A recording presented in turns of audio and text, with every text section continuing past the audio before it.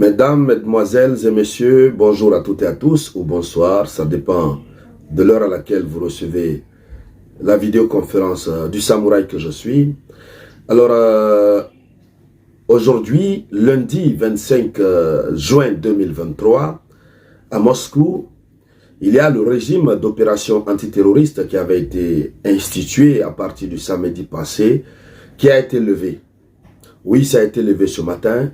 Et malheureusement, les voisins d'à côté, les Occidentaux, disent ne pas comprendre réellement ce qui se passe.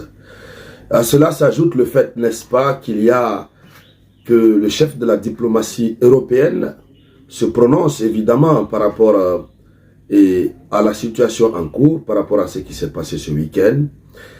Et voici, n'est-ce pas, les éléments que nous allons aborder dans les profondeurs. Mais avant de continuer, je vous demande de partager la vidéoconférence au maximum. Mettez suffisamment de cœur. Partagez la vidéoconférence au maximum parce que vous savez encore une fois que notre première page a été supprimée. Et donc il y a beaucoup de nos amis avec lesquels on menait la lutte qui ne savent plus sur quelle page nous retrouver. Alors, suivez la vidéoconférence jusqu'à la fin comme d'habitude. Et n'oubliez pas de laisser vos commentaires. Vous savez que nous sommes lus par le monde. Alors, chères dames, chers messieurs, il y a ce régime qui avait été instauré. Un régime d'antiterroristes, opération antiterroriste. Ce régime a été institué dans la capitale, à Moscou. Et ce régime consistait à procéder à des patrouilles pour pouvoir faire en sorte de mettre hors d'état de nuire tous ceux-là qui étaient dans un esprit de rébellion. Donc, en bref, tous ceux-là qui étaient dans l'esprit de Wagner, hein, on va dire ainsi, tous ceux qui étaient dans la rébellion avortée, pour pouvoir les mettre hors d'état de nuire. Donc, Moscou contrôlait au fur et à mesure l'avancée, n'est-ce pas, des troupes de Wagner. Et par la même occasion, Moscou cherchait à savoir est-ce qu'il n'y avait pas déjà sur son territoire ces éléments de Wagner. Donc en tout cas, voilà, il fallait être prudent. Même si nous-mêmes, on ne comprend pas, et beaucoup de Russes ne comprennent pas la raison pour laquelle le régime antiterroriste a été institué. Quoi qu'il advienne, c'était la forme, parce qu'en politique, la forme aussi commande le fond. Et donc, ce régime a été levé ce matin lundi. Alors, imaginez que le régime a été institué, je crois, depuis samedi, hein, vendredi ou samedi, vendredi soir, entre vendredi soir et samedi, le régime a été institué. L'instauration de ce régime a permis aux Occidentaux, donc aux voisins d'à côté, de comprendre, n'est-ce pas, que plus rien ne va en Russie. Et ça leur a donné de l'espoir. Et tout leur souhait, c'était que Prigojine arrive évidemment à Moscou. On a eu à en parler. On ne va pas trop tarder là-dessus. Même si Prigojine s'est limité seulement à quelque chose de 400 km. Hein. D'autres disent 200 km, d'autres disent 300 km, d'autres disent 400 km. Bon, même si c'était à 200 km de Moscou, on a vu Prigojine se retourner. Et les poursuites contre Prigojine, on a entendu, le Kremlin a fait la promesse d'abandonner les poursuites judiciaires contre Prigojine. Et même les militaires, les soldats de Wagner qui sont autour de Prigojine et qui sont en Ukraine, les poursuites judiciaires sont abandonnées contre, n'est-ce pas, toutes ces personnes. Et c'est après cela que le régime a été levé. Donc, le maire, n'est-ce pas, de la capitale de Moscou a fait une déclaration ce matin que nous allons lire tout à l'heure. Mais déjà, il y a un autre élément que je vais vous annoncer, que nous allons voir tout à l'heure, c'est que les tribunaux, le parquet, il y a un parquet à Moscou qui annonce toujours des enquêtes concernant Prigojine. Nous allons y revenir tout à l'heure. Et nous allons analyser de fond en comble qu'est-ce qui se passe par rapport à ça. Parce que les voisins d'à côté, nos voisins d'à côté estiment que ce n'est pas fini, machin. Et le Kremlin a trahi son accord vis-à-vis de, comment il s'appelle, de Prigojine, et que les enquêtes se poursuivent contre Prigozhin. Donc Prigozhin va carrément être poursuivi en justice. Et les voisins d'à côté qui continuent de dire Prigozhin est allé en exil. On va revenir sur tout ça. Mais déjà, on va finaliser avec le maire de Moscou. Qu'est-ce qu'il a dit concrètement? Et vous allez voir en substance qu'il y a quelque chose, qui confirme évidemment nos amis de la première théorie. Voilà, quand je parle de nos amis de la première théorie, je veux parler de ceux-là qui ont estimé que c'était un jeu, un double jeu entre Prigozhin et Vladimir Poutine. Donc,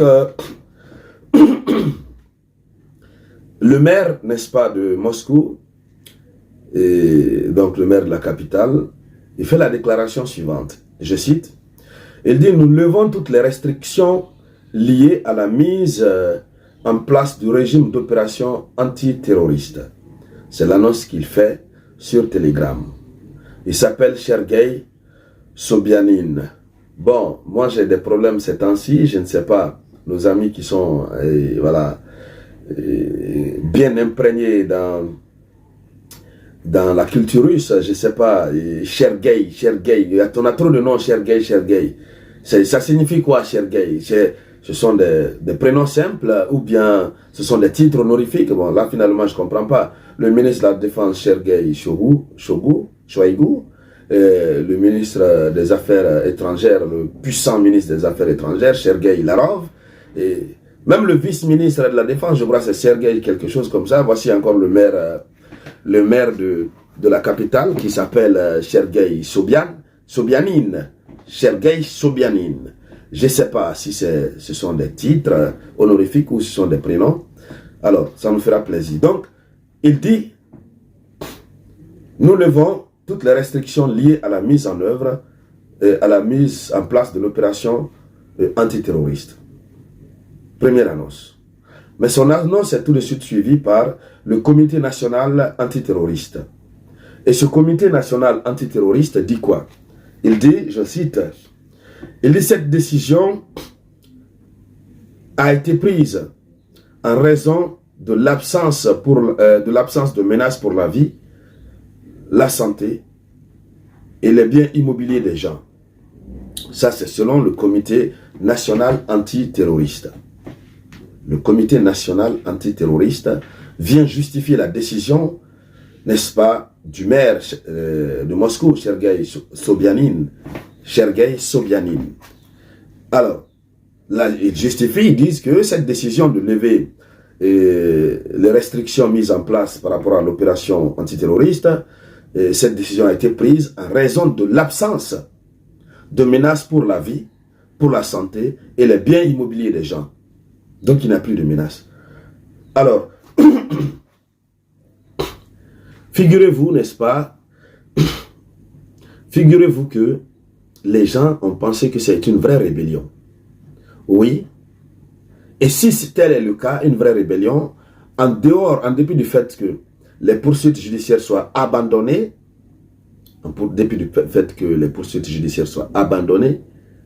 hein, est-ce que c'est aussi de façon rapido que, n'est-ce pas, comme on appelle, les restrictions vont être levées. Ils vont arrêter les fouilles, etc., etc. Automatiquement comme ça. Et puis même le comité national antiterroriste annonce, ce comité annonce officiellement qu'il n'y a plus de menaces pour la vie des uns et des autres, etc., etc. Si c'était vraiment une véritable rébellion, une rébellion qui conduit, n'est-ce pas, Prigozhin à partir en exil, comme ce que les Occidentaux sont en train de dire, parce que c'est ce qu'ils disent, et ils continuent même en disant que, comment il s'appelle, le président Loukachenko de la Biélorussie prend un gros risque en recevant Prigozhin sur son territoire, machin, on y reviendra.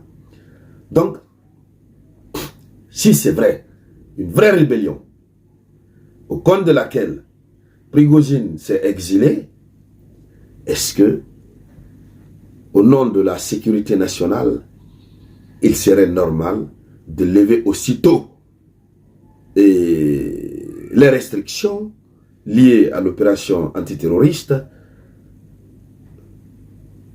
comme si de rien n'était au fait. Comme si rien ne s'était passé. Pourtant, ce qui s'est passé, c'est une grande chose, selon l'interprétation que nos voisins d'à côté font de la chose. Mais au fond, nous donnons de plus en plus, nous donnons de plus en plus raison aux partisans de la première théorie, et la théorie de la gloire, si on peut le dire ainsi. Nous les donnons petit à petit raison. Parce que comment on peut comprendre que automatiquement on dit bon, les poursuites judiciaires sont abandonnées contre Prigozhin. Le président biélorusse Loukachenko, qui est très d'accord avec Vladimir Poutine et qui, à cause de leur amitié et à cause de leur alliance, a fait venir sur son territoire des armes nucléaires tactiques en défiant toute la communauté internationale, en défiant tout l'Occident, parce que l'Occident est extrêmement opposé à cela, en défiant même l'accord que la Russie a eu à signer, le pacte que la Russie a signé avec la Chine, parce que tout récemment, quand Xi Jinping était en Chine, ils ont signé un accord selon lequel aucun, n'est-ce pas, aucun de ces deux États ne devrait envoyer des armes nucléaires tactiques dans un pays étranger. C'était ça. Donc, Loukachenko, qui est le bras droit aujourd'hui, le bras droit de Vladimir Poutine, donc de la Russie, accepte de recevoir Prigozhin en exil, comme ce que les voisins d'à côté sont en train de dire. Mais il faut quand même comprendre que c'est Poutine qui a envoyé Prigozhin chez son meilleur ami, son ami intime, son ami avec lequel ils sont en opération contre l'OTAN. C'est Poutine qui a envoyé, n'est-ce pas, sa fiole Prigozhin chez son ami pour préparer la chose selon ce que nous apprenons, selon la nouvelle théorie montante. Parce que la nouvelle théorie montante nous fait comprendre qu'il y a quelque chose qui va se passer à Kiev. Ça, c'est tellement clair. Donc, alors, voici déjà ce qu'il faut dire par rapport à cette situation. Et au-delà, on nous fait comprendre que le parquet, il y a un parquet à Moscou, que j'ai oublié son nom, continue les enquêtes concernant Prigozhin. Donc que le Kremlin aurait trahi son accord, que les poursuites judiciaires vont se poursuivre à l'encontre de, comment il s'appelle, Prigozhin. Alors, est-ce qu'une nouvelle stratégie encore, la théorie de l'exil de Prigozhin, la théorie du rebondissement dans l'affaire de poursuites judiciaires et du non-respect de la parole du Kremlin, la continuité de la poursuite judiciaire par le parquet de Moscou, est-ce la nouvelle stratégie pour endormir encore la conscience des voisins d'à côté? Parce qu'évidemment, lorsque vous vous mettez dans un jeu, il faut continuer à bien mener le jeu. Alors, donc, et tout cela se conclut avec le fait que le chef de la diplomatie européenne, Joseph Borrell, qui dit ce matin, qui fait la déclaration à l'entame d'une conférence, d'une réunion des ministres de la Défense de l'Union européenne, qu'il, n'est-ce pas, préside ce matin, le chef de la diplomatie européenne a déclaré ceci, je cite, il dit ce qui s'est passé ce week-end en Russie montre que la guerre en Ukraine fait fissurer la puissance russe et affecte son système politique. Le monstre, voilà, qui est Wagner, est en train de mordre son créateur. Fin de citation. Je vais relire, voilà, j'avais lu avec un peu de difficulté. Il dit, ce qui s'est passé ce week-end montre que la guerre en Ukraine fait fissurer, n'est-ce pas, la puissance russe et affecte son système politique. Le monstre Wagner est en train de mordre son créateur. Fin de citation. Alors, pour lui, ce qui s'est passé fait craquer la Russie. La Russie est en train de se craquer. C'est en train de montrer la faiblesse de la Russie, comme à l'image de ce que Macron disait. Et pire, il dit que, il compare Wagner à un monstre, il dit que ce monstre est en train de mordre son créateur, qui est Poutine. Donc, et ça c'est la déclaration du chef de la diplomatie européenne. Nous disons simplement, si nous suivons la première théorie, les partisans de la première théorie, la théorie de la gloire, nous disons qu'il n'a rien compris d'abord. Non, il n'a rien compris d'abord. Et nous allons revenir en détail dans d'autres émissions. Et je ne veux pas que l'émission soit très longue, je me limite là. Je vous demande encore une fois de cliquer sur les cœurs, mettez beaucoup de cœurs et surtout mettez beaucoup de commentaires. Oui, beaucoup de commentaires. Cela aide la page à tenir. Voilà, mettez beaucoup de commentaires. Si vous n'avez rien à dire, mettez juste un commentaire « Salut le samouraï ». En tout cas, c'est le principe. Quand vous venez dans la vidéoconférence, mettez quelque chose. Et surtout, n'oubliez pas de cliquer sur « Partager ». On a repris le principe du partage dans 30 groupes. Hein. Chacun partage dans 30 groupes. Voilà. Donc, c'est de cela qu'il s'agit. Vous avez vu, il y a beaucoup qui mettent en commentaire « Ah, samouraï, tu étais où? On ne te voyait pas. » C'est parce qu'évidemment, notre première page a été supprimée. Les gens me demandent, il y a quelques-uns qui m'ont demandé pourquoi la page a été supprimée. Évidemment, parce que le travail que nous faisons, ça ne les fait pas plaisir. Ça, c'est un. Et deuxièmement, parce que au début de nos émissions, on prenait les émissions de la LCI et de France 24, on postait, ensuite on analysait.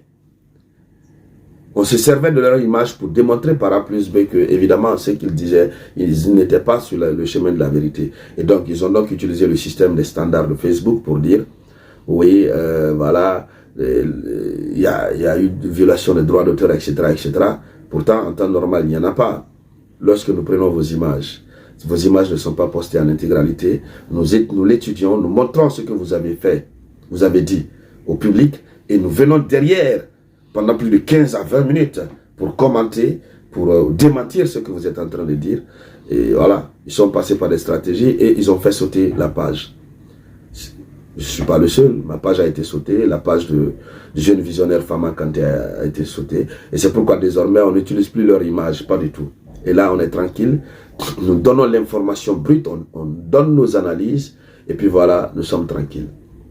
Donc c'est ça, et l'autre page a été supprimée. Partagez au maximum pour permettre à ce que nos amis puissent nous retrouver, et puis on continue le combat. C'est ça, un vrai samouraï n'abandonne jamais. Alors, chères dames, chers messieurs, je vous reviens tout à l'heure avec de nouvelles vidéos. C'était la voix du samouraï.